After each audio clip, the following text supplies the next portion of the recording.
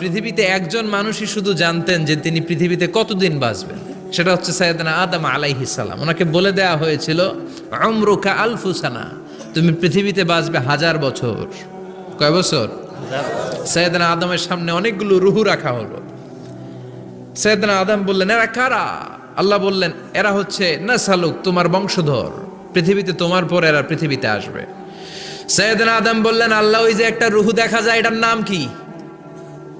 আল্লাহ বললেন, হাদা ইবনুকা দাউদ, এটা তোমার ছেলে দাউদ, সে দুনিয়াতে নবী হয়ে আসবে, তার ছেলে সুলাইমানও নবী হয়ে আসবে।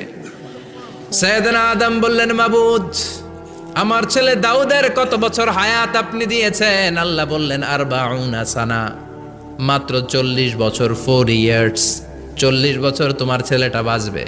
ও আল্লাহ, আমি বাঁচবো কয় বছর? তুমি বাঁচবা 1000 বছর। সুবহানাল্লাহ। সাইয়েদনা আদম বললেন, মাবুদ, এত ফুটফুটে সুন্দর আমার ছেলে দাউদ, মাত্র 40 বছর দিলেন কেন? জিদ মিন উমরিহি, বাড়ায়া দেন। কি করেন? সুপারিশ করতেছে পোলার লাইগা। কে?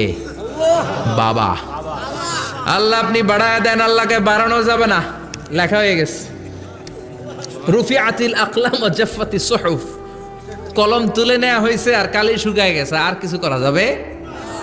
সাইয়েদনা আদম বললেন, মাবুদ, আমার 1000 বছর কেন দিলেন? আমার এই সুন্দর ফুটফুটে ছেলেটারে শুধুমাত্র 40 বছর কেন দিলেন? ও মাবুদ, আমার 1000 বছরের দরকার নাই, আমার 1000 বছর থেকে 60 বছর আমি আমার ছেলেরে দিয়ে দিলাম। দাউদ আলাইহিস সালাম বাঁচবে 40 বছর, তো বাপ আদম যদি আরো 60 দেয়, 40 আর 60 মিলে কত হয়? 100। ভালো হিসাব বোঝে এরা। 100। আর আদম আলাইহিস সালাম পেয়েছিলেন 1000 বছর, 60 কমে গেলে রইল কত? 940 বছর পৃথিবীতে থাকার পরে মালাকুল মাউত চলে এসেছে। কারণ এটা on time, the death will come on time, it never late, কখনো দেরি হয় না। আল্লাহ বললেন, লিকুল্লি উম্মাতিন আজালুন ফাইযা জাআ আজালুহুম লা ইয়াস্তাখিরুনা সাআতান ওয়ালা ইয়াস্তাকদিমুন। মৃত্যুর একটা নির্ধারিত সময় আমি বেঁধে দিয়েছি, অন টাইম, অন টাইমেই চলে আসে, 1 সেকেন্ড আগেও আসবে না, 1 সেকেন্ড পরেও আসবে না। 940 বছর বয়সে মালাকুল মাউত এসে হাজির, এসে বলল, জিইতু আন আকবাদা রূহাক, রূহ কবজ করতে আসছি। আদম আলাইহিস সালাম বললেন, রূহ কবজ করতে আসছো মানে? আমি বাঁচবো তো 1000 বছর। কয় বছর? মালাকুল মাউত বললেন, না না, ওই যে আগের কথা স্মরণ করেন, আপনি 60 বছর দিয়া দিছিলেন। কয় না, আমি দেই নাই, আমি আরো বাঁচুম, আরো 60 বছর পাওনা আছি, আমি দেই নাই। মালাকুল মাউত বললেন, আপনি দিয়েছেন। আদম বলে, দেই নাই। মালাকুল মাউত বলে, আল্লাহ ঘটনা দেখেন, দিয়া কয় দেই নাই। আল্লাহ কয়, থাক, কথা কইস না, আয়া পর। সুবহানাল্লাহ পড়েন। নাসিয়া আদম ফানাসিয়া বানু, ভুলে গেছেন উনি। আমরা ভুলে যাই, আমরা খেয়ে বলছি খাই নাই, নিছিলাম পকেটে, কয় নেই নাই। এরকম ডাকাইত আছে না নাই? নাসিয়া আদম ফানাসিয়া বানু, বিশ্বনবী বললেন, আদম ভুলেছে তো তার সন্তানরাও ভুলে যায়। জাহাদা আদম ফাজাহাদাত যুররিয়াতু, আদম অস্বীকার করেছে, তার সন্তানরাও অস্বীকার করে। সেদিন থেকে আল কিতাবা ওয়া শুহুদ, মানে লিখে রাখার সিস্টেম আর সাক্ষীর সিস্টেম চালু হয়েছে। সুবহানাল্লাহ পড়েন। সুবহানাল্লাহ।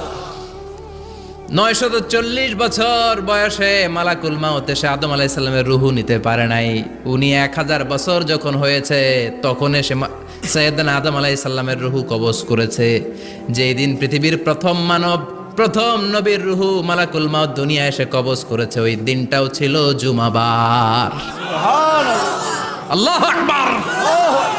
আবার বিষ্ণু বললেন, লা তাকুমুস সাআহ ইল্লা ফি ইয়াউমিল জুমআহ ইযা যুলজিলাতিল আরদু জিলজালাহা ওয়া আখরাজাতিল আরদু আসকালাহা ইযা রুজ্জাতিল আরদু রাজ্জান ওয়া বুসাতিল জিবালু বাসসা। কিয়ামতের দিন পৃথিবীটাকে একটা প্রকম্পন দিয়ে কাঁপিয়ে দিবে কে? মারাত্মক একটা ঝাঁকুনি দিবে আল্লাহ, পুরো পৃথিবীটা কেঁপে ভেঙে চুরে খান খান হয়ে যাবে। এই ঝাঁকুনি আর আর্থকোয়েক, ভূমিকম্প এর ঘটনাটা যেদিন ঘটবে ওই দিনটাও হচ্ছে জুমার দিন। চিৎকার করে পড়েন সুবহানাল্লাহ।